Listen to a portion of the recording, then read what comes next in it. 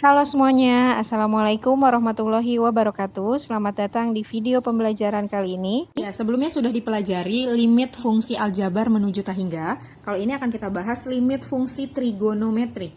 Ya, jadi sebelumnya kalian sudah dapat trigonometrinya untuk yang limit. Kemudian kalian sudah dapat limit tahingganya ya sebelumnya. Nah, sekarang kalian gabungkan antara limit tahingga trigonometri atau limit trigonometri tahingga. Apa sih maksudnya atau bagaimana sih cara pengerjaannya? Ya, untuk di limit trigonometri tahingga kalian mempunyai 5 buah konsep. Oke, konsep yang pertama atau pegangan yang pertama gitu ya.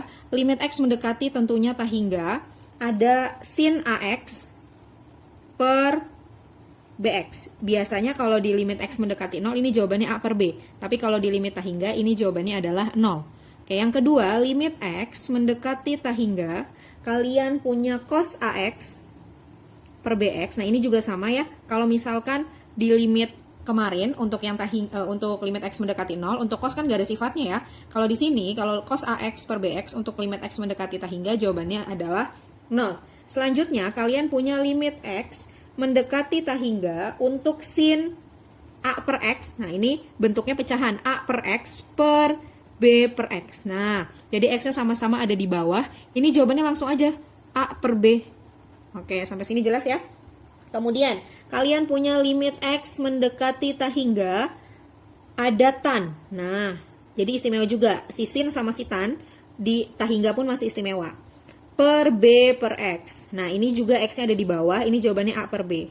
Berarti nanti pada saat digabungkan, kalian ketemu sin dengan tangen pun berlaku sama. Limit X mendekati tahingga, ada sin A per X per tan B per X, ini jawabannya A per B. Atau sebaliknya ya. Oke, yang kelima, limit X mendekati tahingga, kalian punya cos A per X. Ini jawabannya adalah 1. Mau A-nya berapapun. Karena kalau kita lihat di sini, kalau X-nya kita ganti tahingga, A dibagi tahingga itu 0, berarti cos 0 itu adalah 1. Ingat ya, bilangan berapapun dibagi dengan tahingga, itu jawabannya atau hasilnya adalah 0. Ini perlu kalian ingat ya, jangan sampai terlupakan. Jadi ada berapa? Ada 5 sifat ya, 5 bentuk dasar atau bentuk umumnya yang harus kalian ketahui untuk menjawab soal limit trigonometri yang bentuknya adalah tahingga. Oke, kita langsung saja ke contoh soalnya. Ya, di sini Ibu punya 5 contoh soal berdasarkan 5 sifat yang ada di atas. Jadi kita punya limit X mendekati tahingga sin 2X per 6X. Tadi sifatnya adalah sin AX per BX itu 0. Mau A atau B-nya berapapun itu hasilnya tetap 0. Iya, berarti ini jawabannya 0. Kalau biasanya kan aljabarnya sama, dicoret jawabannya 2 per 6. Itu salah ya. Jadi kalau X-nya mendekati tahingga ketemu sin, aljabarnya sama, ini jawabannya 0. Oke, yang cos bagaimana? Cos juga sama. Mau A atau B-nya berapapun hasilnya tetap 0. Gitu. Kemudian yang ini gimana? Nah, ini limit X mendekati tahingga, maaf ini tahingga ya. Limit X mendekati tahingga, kemudian bentuknya adalah sin 6X per 3X. Karena X-nya sama-sama di bawah, ingat sifatnya X-nya harus sama-sama di bawah, maka jawabannya koefisiennya, atau angka yang ada di atasnya. Berarti ini 6 per 3, ya 6 per 3 yaitu 2, ini ya 6, 3 gitu. Nah, berikutnya tangen. Tangen juga sama. Kalau X-nya udah di bawah, ini udah aman sekali ya. Berarti tan berapa? 3 per 1, iya 3 per 1 berapa? 3, iya. Nah, yang terakhir, limit X mendekati tahingga cos 1 per X. Kalau X-nya diganti tahingga, 1 dibagi tahingga itu adalah 0, berarti cos 0 hasilnya adalah 1. Atau konsep yang ini, cos A per X, A-nya berapapun hasilnya akan tetap 1. Oke, ini berdasarkan contoh soal yang bentuk dasar gitu. Kita kembangkan lagi ke contoh soal yang lainnya. Oke, contoh soal yang lainnya. Oke, ini contoh soalnya Ibu ambil di buku paket kalian ya, di buku paket. Untuk contoh soalnya, limit X mendekati tahingga, X dikali sin 1 per X kuadrat. Oke, untuk sin, di sini sifatnya kan, kalau dia bentuknya tidak pecahan, jawabannya adalah 0. Tapi kalau yang bentuknya pecahan, jawabannya nanti harus koefisiennya. Ya, tapi yang atas pecahan, bawah juga harus pecahan. Nah, di sini kita punya pecahan 1 per X kuadrat. Sedangkan ini bentuknya bukan pecahan. Atau kalau kita buat, ini kan sama aja dengan X per 1 ya. Dikali sin 1 per X kuadrat. Oke, kalau dia perkalian, pindahin ke bawah jadi pembagian, itu kan berarti dibalik, jadinya X per 1 dibalik jadi 1 per X. Ya, betul sekali. Berarti ini gimana jadi kelanjutannya? Maka kelanjutannya limit X mendekati tahingga, sin 1 per X kuadrat harus sama nih, harus sama-sama 1 per X kuadrat. Sedangkan yang kita punya di sini 1 per X. Berarti sin 1 per X kuadrat. Ini kita manipulasi aja 1 per X. Kita kaliin aja. Ya nggak, supaya per kuadrat kan otomatis ini harus kali X per X gitu.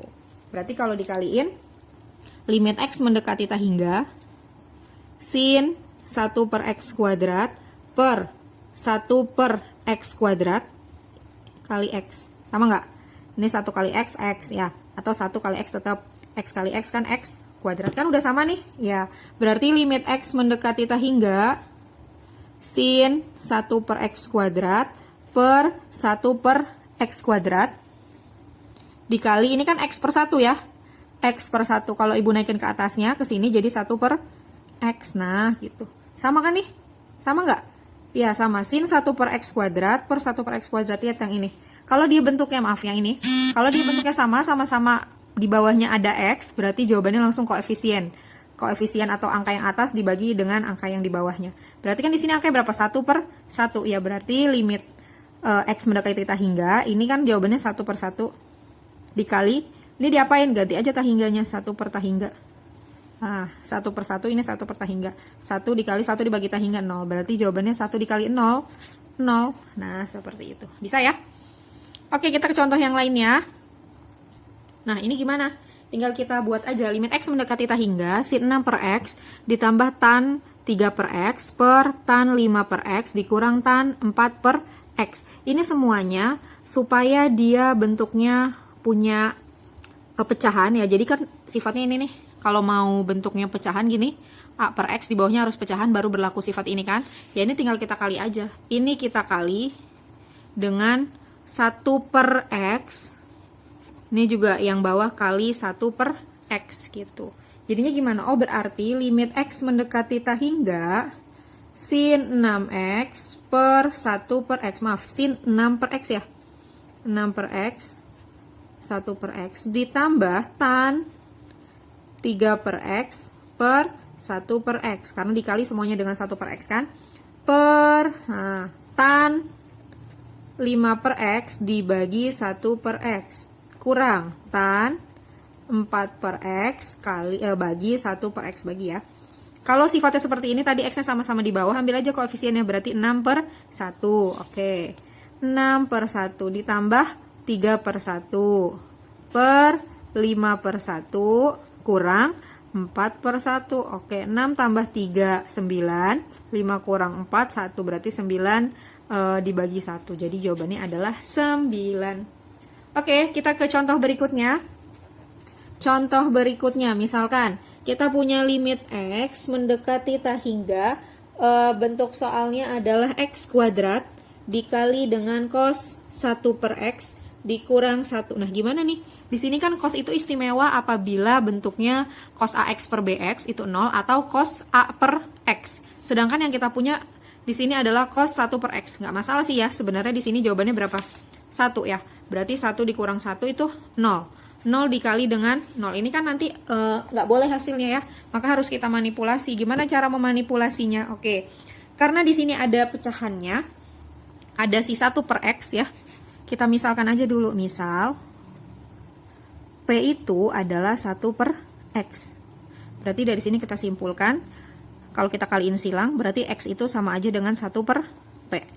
Oke, sampai sini paham ya? Terus di sini X mendekati tak hingga, itu artinya kan X-nya diganti dengan tak hingga, atau artinya X-nya sama dengan tak hingga. X-nya kita ganti. Berapa sih X-nya tadi? X itu adalah 1 per P. 1 per P sama dengan tak hingga. Berarti kalau tak hingganya kita tukar ke sini jadi 1 per tak hingga, itu sama dengan P. Sehingga didapat 1 dibagi tak hingga itu 0. Berarti P-nya sama dengan 0.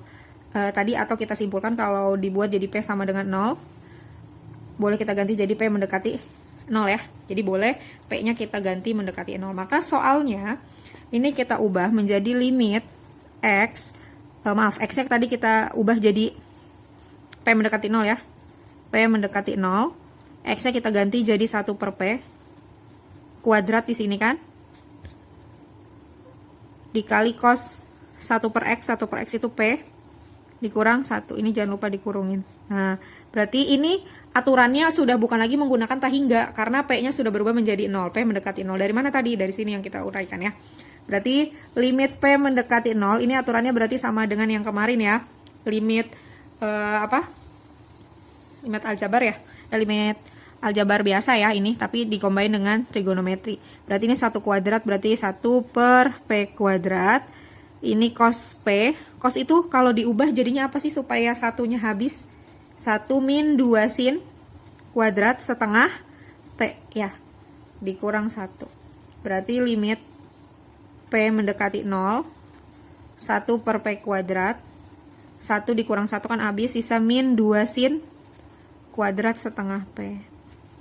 Berarti limit P mendekati 0, karena ini kuadrat bisa Ibu uraikan, min 2 sin setengah P kali sin setengah P per, ini P kuadrat berarti P kali P kali P. Nah sampai sini udah boleh kan dicoret-coret, karena ini bukan limit hingga ya.